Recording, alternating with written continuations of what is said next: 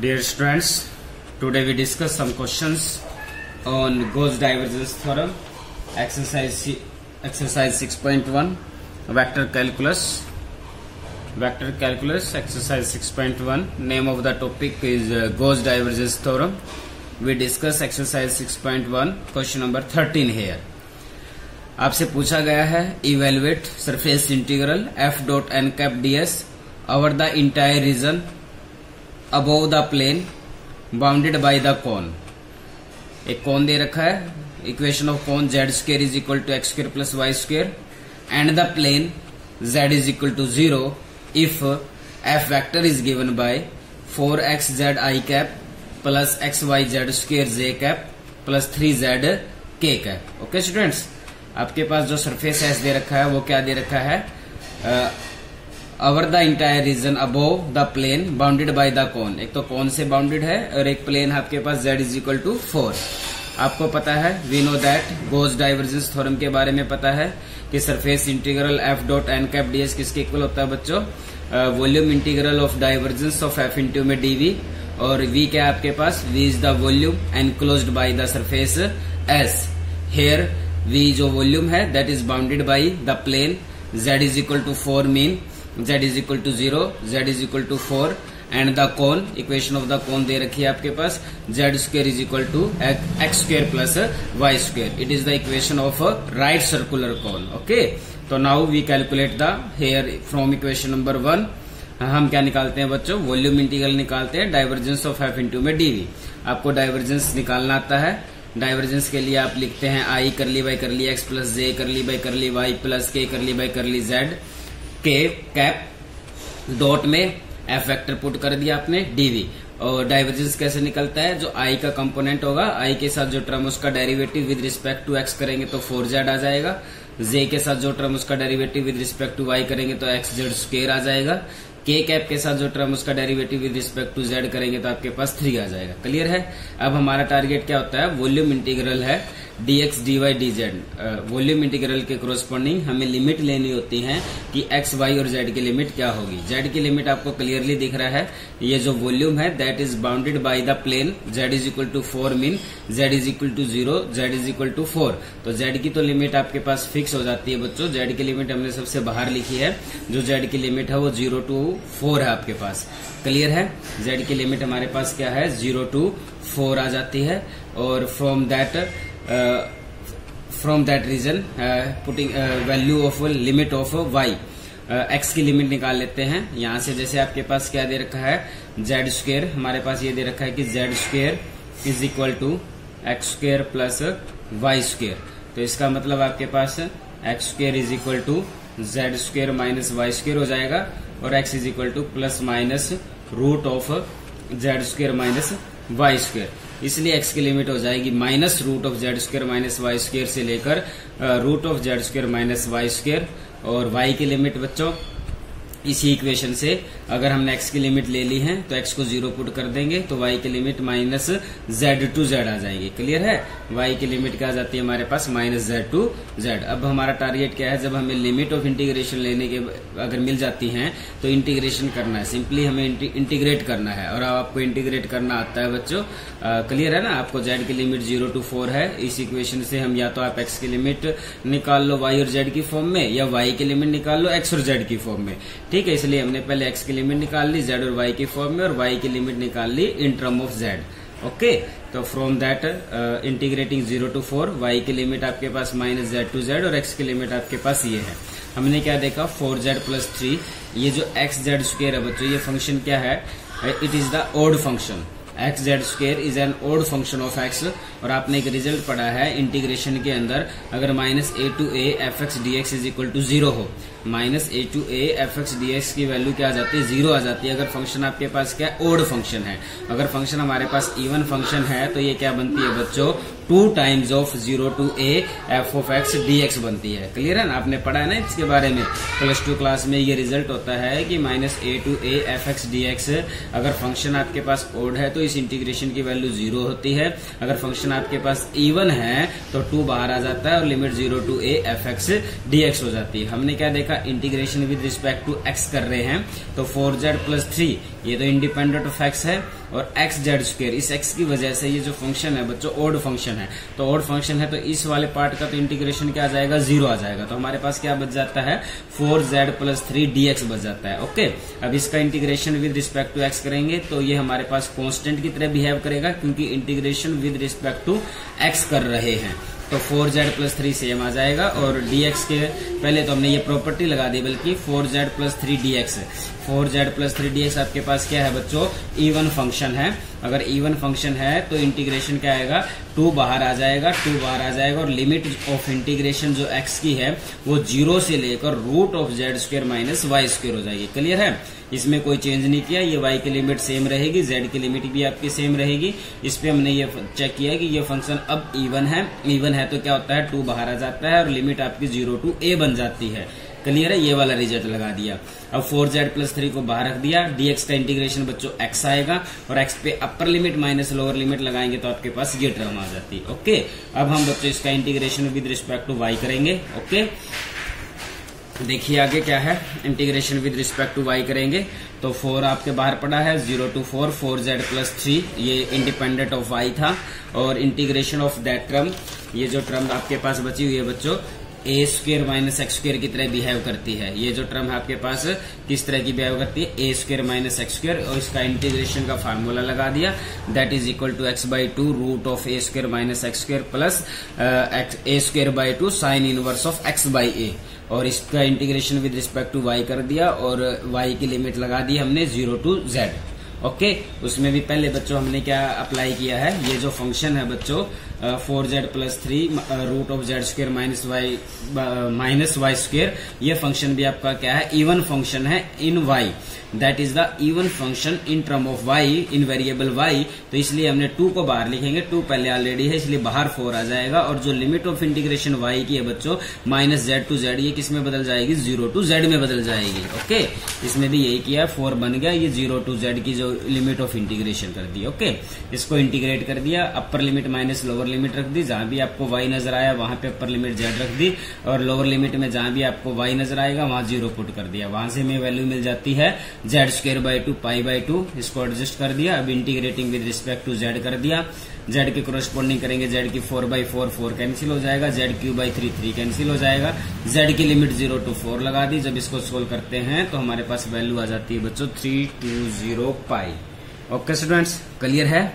Okay, now we take one more example से question number 14 here. In question number 14 statement है, evaluate, आपको निकालना है surface integral y square z square i cap plus z square x square j cap plus z square Y square k cap dot में n cap ds. Where s के बारे में बता रखा है बच्चों, एस क्या है, where S is the part of the sphere. S आपके पास एक सफियर का वो पार्ट है that is above the x y plane, जो एक्स वाई प्लेन के ऊपर है, and bounded by the x y plane, और ये किससे बाउंडेड है, एक एक्स वाई प्लेन से। क्लियर है बच्चों सरफेस एस के बारे में, S is the part of the sphere, मतलब आपके पास एक बॉल है, जैसे ये कोई भी एक बॉल है और उस बॉल को एक एक्स वाई प्लेन ऐसे आके कट कर देता है, तो एक्स वाई प्लेन ने इस बॉल को कट कर दिया। ओके, तो एक्स वाई प्लेन ने इस बॉल को कट कर दिया, तो वो जो आपके पास क्या बनेगी, एक बॉल हेमी सफियर टाइप की बन जाएगी। मतलब आप एक सोचो, ये एक बॉल है और उसके बीचों बीच में से एक आपके पास क्या चला जाता है बच्चों, एक प्लेन चला जाता है, तो आपके पास जो शेप बनेगी प्लेन के ऊपर बॉल की, वो क्या बनेगी, आपके पास एक हेमी सफियर बन जाएगा, और प्लेन के ऊपर क्या बनेगा, आपके पास एक सर्कल बन जाता है। क्लियर है ना स्टूडेंट्स? तो हेयर एफ के बारे में आपको स्टेटमेंट में दे रखा है कि एफ हमारे पास क्या है बच्चों, y square z square i cap plus z square x square j cap plus z square Y square k cap. तो आपको पता ही है गॉस डाइवर्जेंस थ्योरम क्या होती है बच्चों, surface integral F vector dot N cap d s is equal to volume integral of divergence of f into में d v. Okay, V क्या है यहाँ पे, V is the volume enclosed by the surface S। V हमारे पास वो volume है that is enclosed by the surface S, और S सरफेस क्या है, V is the volume of the hemisphere. S आपके पास क्या है, S is the part of the sphere, S is the part of the sphere that is above the XY plane and bounded by the XY plane. तो that is v is the volume of the hemisphere. v हमारे पास क्या बनेगा बच्चों, volume of the hemisphere above the XY plane. XY plane पे z की value क्या होती है बच्चों, 0, that is z is equal to 0। Okay, मतलब आप समझ लीजिए कि ये आपके पास कोई भी एक बॉल है और यहाँ से इसके बीच में से आपके पास क्या चला जाता है, एक XY प्लेन जाता है।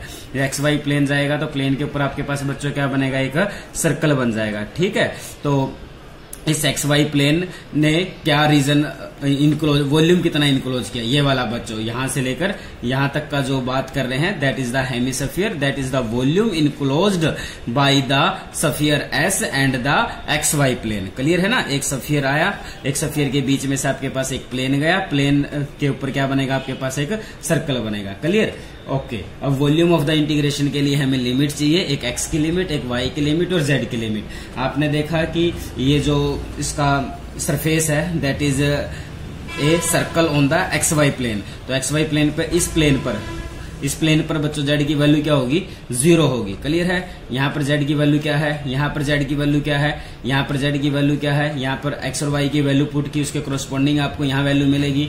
x y की वैल्यू इस इक्वेशन में कोई भी वैल्यू पुट कर लो, उसके कोरोस्पोंडिंग z की वैल्यू आपको यहाँ मिलेगी। मतलब z की वैल्यू क्या है बच्चों, z is greater than equal to 0, 0 से शुरू होकर और कहाँ पे खत्म होएगा, बाउंड्री ऑफ दैट स्फीयर, इस स्फीयर की बाउंड्री पर खत्म हो जाता है। तो that is less than equal to root of, इस बाउंड्री पर z किसके इक्वल है, that is equal to root of 1 minus x square minus में वाई स्क्वायर। क्लियर है, अब x और y की लिमिट लेते हैं। अगर हम ये मान लें कि x आपका इसके कोरोस्पोंडिंग x आपका -1 और 1 के बीच में लाई करता है, अगर x -1 और 1 के बीच में लाई करता है तो इस x के कोरोस्पोंडिंग y की वैल्यू आपको यहाँ पर मिलेगी, इस x के कोरोस्पोंडिंग y की वैल्यू आपको यहाँ मिलती रहेंगी। क्लियर है ना, इसकी बाउंड्री पर, सर्कल की बाउंड्री पर हमें क्या है, वैल्यूज मिलती रहेंगी। तो सर्कल की बाउंड्री के कोरोस्पोंडिंग y आपके पास कहां से कहां तक लाई करेगा बच्चों, minus root of 1 minus x square less than equal to root of 1 minus x square. Clear है ना, ये क्या बनता है बच्चों, circle on the XY plane है। तो circle on the XY plane मतलब z तो आपके पास क्या हो जाएगा, 0।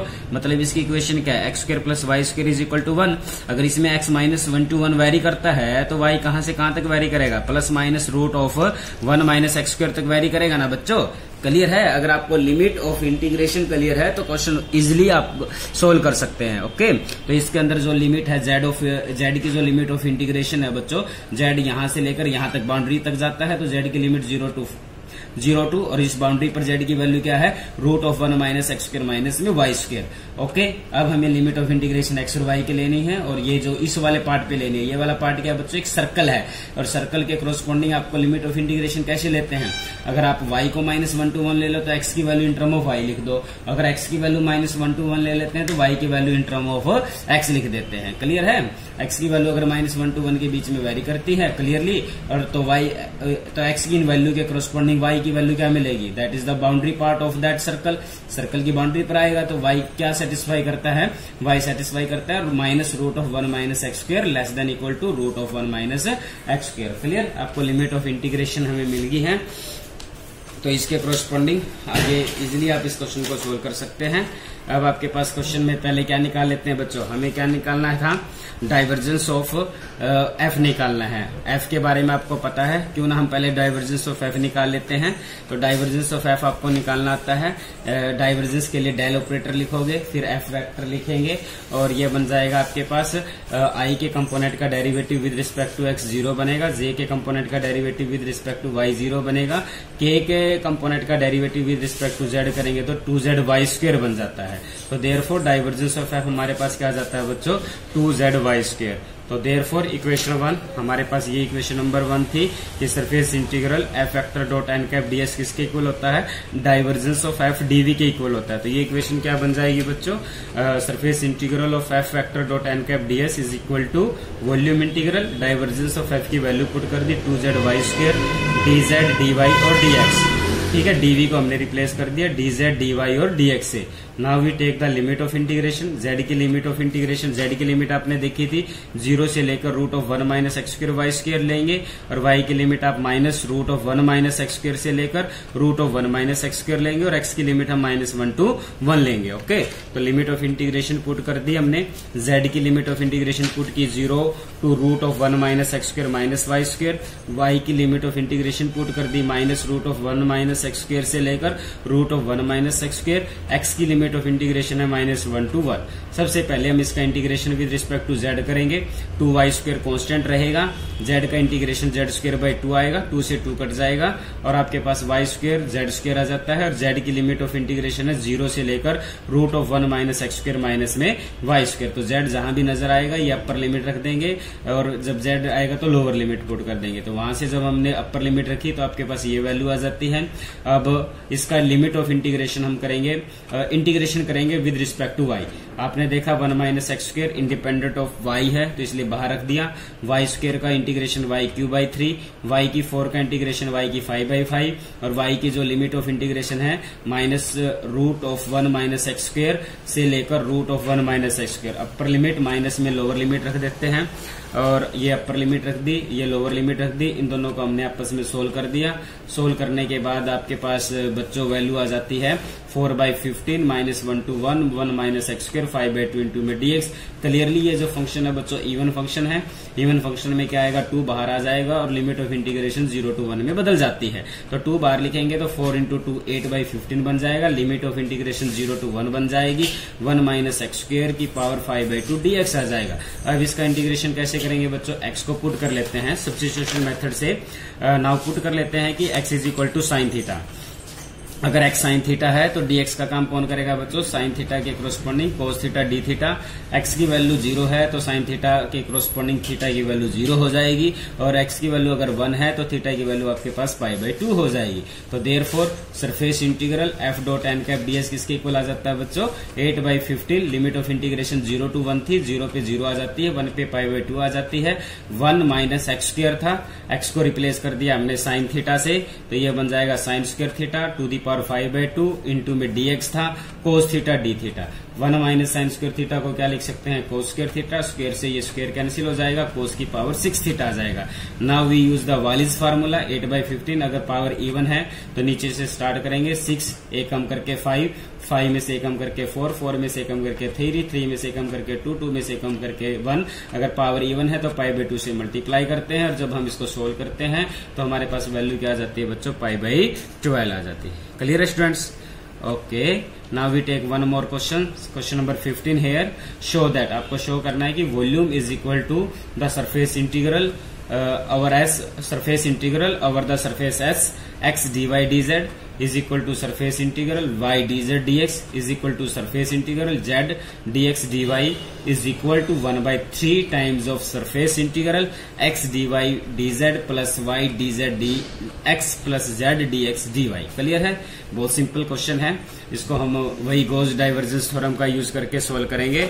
We know the Gauss divergence theorem. हमें गॉस डाइवर्जेंस थ्योरम के बारे में पता है कि f dot N cap ds किसके इक्वल होता है बच्चों, डाइवर्जेंस ऑफ f इंटू में dv के इक्वल होता है। और इन कार्टेशियन फॉर्म में भी आपको पता है डाइवर्जेंस ऑफ f की सरफेस इंटीग्रल की फॉर्म क्या होती है, f1 dy dz plus f2 dz dx plus f3 dx dy। Clear है ना? ये आपने पढ़ा है आर्टिकल्स में भी गॉस डाइवर्जेंस थ्योरम ये भी होते, that term is equal to that term is also equal to that term. Okay, to prove this part हम मान लेते हैं कि जो आपका f1 वेक्टर है, हम मान लेते हैं कि जो आपका f वेक्टर है वो क्या मान लेते हैं xi प्लस 0j प्लस में 0 इंटू k टाइप का मान लेते हैं। मतलब आपके पास f1 का काम कौन करेगा बच्चों, x करेगा, f2 और f3 का काम कौन करेगा बच्चों 0। तो देयरफॉर ये पार्ट लेके चल पड़ते हैं। Surface integral x dy dz किसके इक्वल होगा बच्चों, वॉल्यूम इंटीग्रल होगा डाइवर्जेंस ऑफ f, ये आपके पास डेल ऑपरेटर है, ये आपके पास f है इंटू में dv। तो i के कंपोनेंट का derivative with respect to x करेंगे तो 1 आ जाएगा, साथ में dv आ जाएगा, that is equal to v। Clear है स्टूडेंट्स? ओके, ये जो सर ये लेके चले बच्चों x dy dz, मतलब ये किसका काम करता है, f डॉट एन कैप का काम कर रहा है और साथ में ds है, ds का मतलब dy dz। या आप यहाँ पे समझ लो भी f1 का काम कौन कर रहा है बच्चों, x कर रहा है और f2 का काम किसने किया 0, तो ये वाली टर्म क्या हो जाएगी 0। f3 का काम कौन कर रहा है बच्चों 0, तो ये वाली टर्म भी क्या हो जाएगी 0। तो इसका मतलब surface integral x dy dz is equal to divergence of f dv, ये डाइवर्जेंस ऑफ f इंटू में dv is equal to v। Clear है? सिमिलरली बच्चों अगर हम ये लेके चलें कि y dz dx ये भी किसके इक्वल आ जाएगा, v के, जैसे आपने ये प्रूव किया। सिमिलरली बच्चों अगर हम ये लेके चलते हैं z dx dy, ये भी किसके इक्वल आ जाएगा, v के। क्लियर है। इसको इक्वेशन नंबर 1 लिया, इसको इक्वेशन नंबर 2, इसको इक्वेशन नंबर 3। अब तीनों इक्वेशन को ऐड करेंगे तो v प्लस v क्या आ जाएगा बच्चों, 3v। Surface integral x dy dz, surface integral y dz dx, surface integral x dy dz। Clear है। और इसको हम क्या लिख सकते हैं बच्चों, इधर तो आपका क्या चल रहा है, 3v चल रहा है, और उस सरफेस इंटीग्रल को पूरे एक के अंदर लिख लेते हैं, दैट इज सरफेस इंटीग्रल। इसको लिखा जा सकता है x dy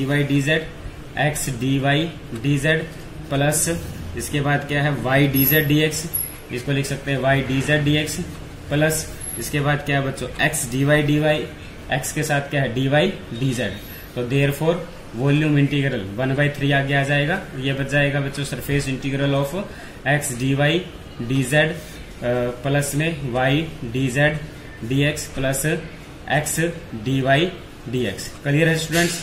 यही तो हमें शो करना था कि जो वॉल्यूम v है वो किसके इक्वल आ जाए, इन तीनों के इक्वल आ जाए, या और किसके इक्वल आ जाए बच्चों, और 1/3 times of surface integral of that term. यही तो हमने शो किया, volume integral is equal to 1/3 times of that term. Clear है। ओके स्टूडेंट्स, आई थिंक आपको समझ में आ गया होगा। ओके।